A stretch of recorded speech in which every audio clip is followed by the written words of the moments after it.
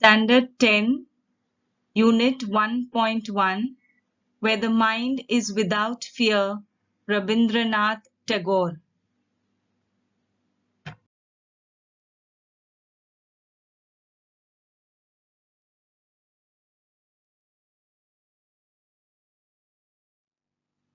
A short biography of Rabindranath Tagore. Rabindranath Tagore was a Bengali polymath who reshaped Bengali literature and music. Polymath means a person of wide knowledge or learning. He was born on 7th May 1861 in Kolkata. He wrote his first poem at the age of 8 and, at the age of 16, published his poetry collection. Rabindranath Tagore, a poet, novelist, painter, music composer, and author of Gitanjali, became the first non-European to win the Nobel Prize in Literature in 1913. He wrote the national anthem of India and Bangladesh. He died on 7th August 1914 at the age of 80.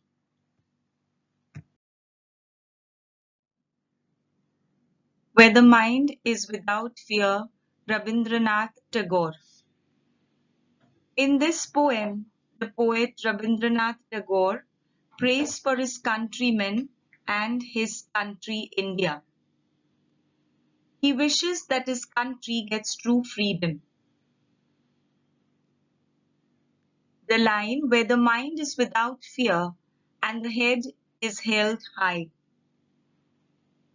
Here the poet says that the minds of his countrymen should be free from fear and their heads should be held high in dignity. Where knowledge is free. In this line, the poet says that knowledge should be freely available. There should be education for all. Where the world has not been broken up into fragments by narrow domestic walls. In this line, the poet says that the world should not be broken into fragments, into smaller parts. People should be united and should get rid of narrow domestic walls. The meaning of narrow domestic walls is division on the basis of religion, caste, creed, color, race, etc. So people should get rid of narrow domestic walls. There should be no division among the people on the basis of religion, caste, creed, color, or race. Where words come out from the depth of truth. Here the poet implies that people should speak the truth sincerely from the depth of their heart. Where tireless striving stretches its arms towards perfection. In this line, the poet says that everyone should work hard to achieve their goal and strive for perfection. Tireless striving means continuous effort or struggle. Stretches its arms means aims at achieving a goal. So people should put in continuous effort. They should work hard to achieve their goal and strive for perfection. Where the clear streams of reason has not lost its way into the dreary desert sand of dead habit. In this line, the poet has compared logical thinking or reasoning to clear streams and says that people should not stray into the dreary desert sand of dead habit. Drearier is dull and dead habit is old customs, traditions and beliefs. So the poet says that the reasoning ability of the people should not be lost by superstitious beliefs and customs that are harmful.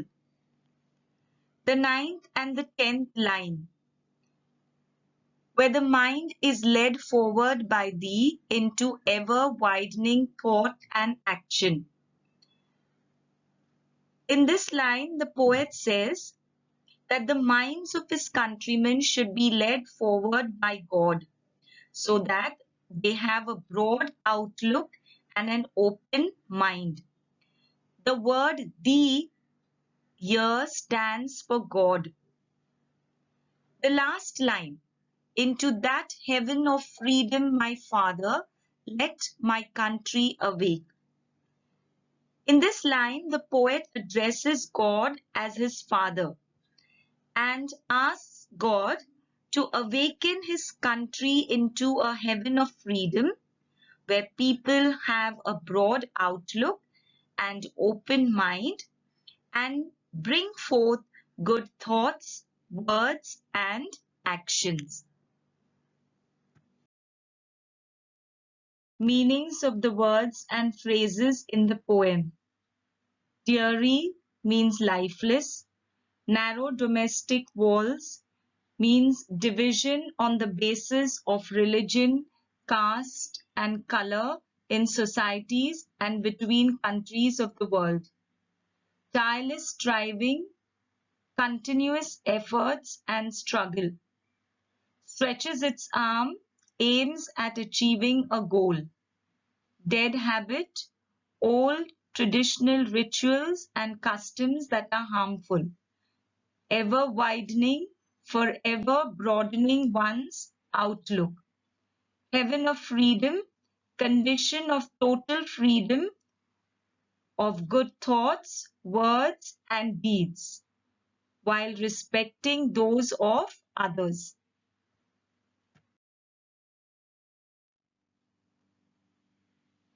The figures of speech in the poem where the mind is without fear. The first line, into that heaven of freedom, my Father, let my country awake. So this figure of speech is personification. What is a personification? When inanimate things or even ideas are given a human quality, we call that a personification. So here in this line, the country is given a human quality of awakening from sleep. Who awakens from sleep? It is people. But here the country is personified. The country is given a human quality of awakening or getting up from sleep. Therefore, it is a personification. The second line, into ever widening thought and action. This figure of speech is an antithesis. What is an antithesis? When opposite ideas or words are used in the same sentence or line. So in this line, the words thought and action, they denote opposite meanings. Thought and action denote opposite meanings, and therefore it is an antithesis. The third line, into the dreary desert sand of dead habit. This figure of speech is an alliteration. What is an alliteration? When there is repetition of the same letter or syllable at the beginning of two or more words. So here in this line, the sound of letter D is repeated for poetic effect. The sound of letter D. D in dreary, D in desert, and D in dead. Therefore, this figure of speech is an alliteration. Critical appreciation of the poem. Consider the following points and write in paragraph format. Points: title of the poem, name of the poet, rhyme scheme. The poem where the mind is without fear has no rhyming words and no rhyme scheme. It is written in free verse. Figures of speech. Theme or central idea of the poem. The central idea is what the poem is all about.